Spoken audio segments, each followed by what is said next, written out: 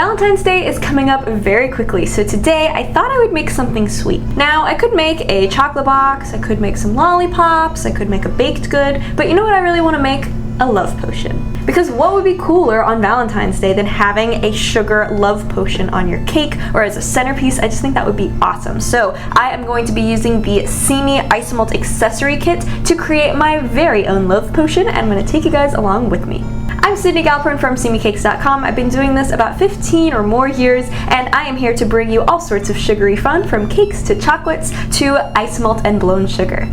Today we are using isomalt for this project, and that is going to give us that super realistic potion bottle look for this piece. So I'm actually using the accessory kit from SidneyCakes.com to put the whole thing together, and this just makes it really easy because I don't have to worry about kind of picking and choosing and piecemealing all of the different design together. It's all just set into one piece. I have the right amount of isomalt that I'm going to need exactly for this project, and I'll probably have a little bit to spare. So this is just going to make it really easy. I am going to be using a couple of different colors here. So I have the clear, I have the rose gold, which I'm really excited about using, and then I also have the gold as well. And these three are going to pair really beautifully together. And I want to show you a little bit of like a layered effect in the isomalt using some molds to get that realistic sort of partially filled up love potion jar.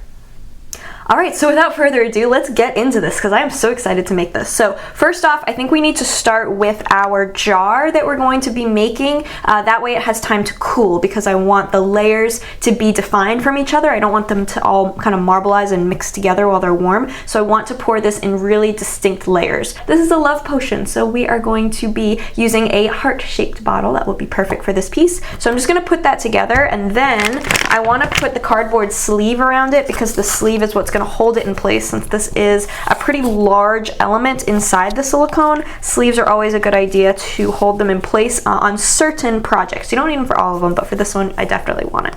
Okay, setting that off to side for now, I'm going to take my silicone cup and I'm going to fill that with the first color that I want to do of the potion jar, and that is going to be our rose gold. So I want this to look like it is filled up with the rose gold at the bottom and then have the clear as kind of the illusion where it's not filled at the top. So I'm going to be using the Sidney isomalt tiles, and Sidney isomalt tiles make it super duper easy because they're already pre-cooked and tempered. So I don't have to actually go through any of the cooking process with this. All I have to do is just melt it down in the microwave. So I like to use silicone bowls with isomalt. I'm just going to fill all of that into my silicone bowl.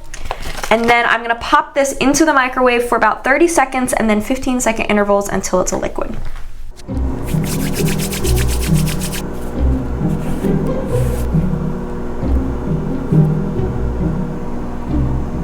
While that continues to melt, I am going to go ahead and secure that mold with rubber bands. I always feel like rubber bands are going to snap on me whenever I use them. Okay, this is bubbling like crazy now. I don't know if you guys can see down in there, but it looks like a real potion that we're brewing down in there. So I'm going to let those bubbles settle first so I don't pour bubbles into the piece, and then we will go ahead and pour that into the mold. Now remember, when working with isomalt, it is extremely hot, so you want to take the proper precautions when working with the isomalt and wear your gloves, okay? Usually a cotton glove and then a nitrile glove over that is great for buffering the heat.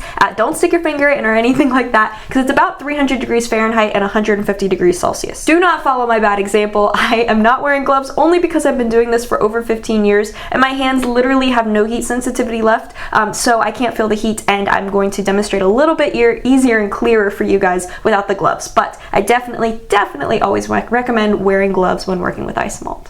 Now I don't want to fill this up all the way, I just want to fill it up part of the way so that I have space on the top for the clear layer. So I'm just going to slowly fill this up and in, and we're just going to do it solid.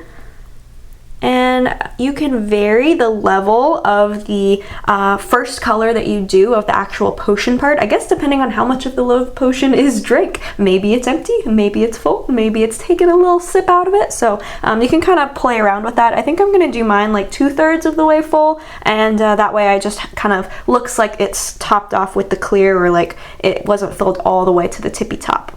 So I went ahead and I melted down some of that gold isomalt the same way, just 30 seconds and then 15-second intervals until it kind of came to a boil. And then I let all of those bubbles settle so that they're nice and melted. And now it took me a little while to decide if I wanted to use the mold that came with the kit for the stopper at the top, or if I wanted to do a different one, because I think you could swap them out pretty easily if you wanted kind of a different emblem on the top for the stopper. Or you could do the potion open, I guess, if you wanted it to be drinking, or be open for drinking, or maybe like spilling out onto the counter or onto the cake. So that could be really cute too. But I think I'm gonna go with the diamond because I really like sort of the crystal look of this piece. I think it goes with Valentine's Day very well. So I'm gonna go ahead and use the diamond. I'm gonna pour one of the big ones, and then I'm also going to use the angel wing mold that this came with, and it's so pretty. There's so much detail in it. I'm gonna pour a set of the bigger and the smaller wings to see which one I decide I want, but I can just pour all of them at the same time, and then I can decide afterwards. So that's kind of the beauty with isomalt, is that you can just go ahead and pour a whole bunch of different options for your different projects, and then all you have to do is just melt them back down if you don't like them, or you don't end up using them, or maybe you make too many pieces. That's what I've really come to love about isomalt, is that all you have to do is just throw it back in the bowl and nobody ever has to know.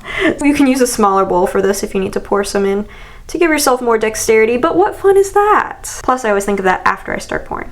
So I just filled it up. I don't want it to kind of bubble up over the top any, so I may have just underfilled it slightly, because I don't think you'll be able to notice if it's a little bit underfilled compared to overfilled. And if you see any little bubbles, you can pop them with a little chef's torch here. So I'm just gonna very lightly kind of go over the surface. You don't want to burn anything, but if you go quickly, it'll just sort of pop any bubbles, and then it will self-level itself out since it's liquid. All right, there we go. So those are gonna take a little while to cool too, because they are pretty thick. So we're gonna come back as soon as they're cool, probably in about 30 minutes or so. So I went ahead and melted down the clear isomalt tiles, and then I'm just gonna fill that up all the way to the top. I did make sure that clear came to a nice boil to boil out any air pockets, and then settled at room temperature until all the bubbles were gone. So just filling that up, and I will let that cool the rest of the way down until it doesn't make a dent in the top when I poke at it with a toothpick or a silicone tool, or until the outside of the mold feels completely cool. So while the second layer on the potion bottle is cooling, I'm gonna unmold some of our decorations here that are finished cooling. So first off is going to be our angel wings. Oh my gosh, there's so much detail. Those are gonna be so pretty. This actually might be the size that I go with, but let's see the smaller wings. Oh, those are really pretty too. It's kind of as the stopper. Ooh, that's really pretty. I love how shiny that looks. Can you see all of the kind of facets and all of that really pretty detail in there, and the gold just kind of swirling in it? Now for this, I want to use a little trick to clear up the sides of the diamond without making it melt, because sometimes silicone collects little bubbles on the surface, and that's fine, it happens.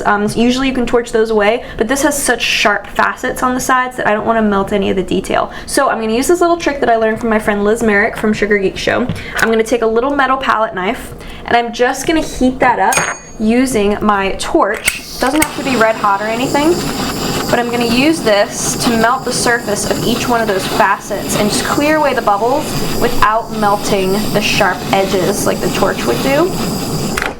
Okay, and then I'm just going to go up each one of those sides. It's like a little magic trick. Okay, you guys know this is my favorite part. We get to unmold. So I'm going to go ahead and just double check that I can't make a dent in the top of the piece now, so it feels completely cool on the outside. It's not warm anymore.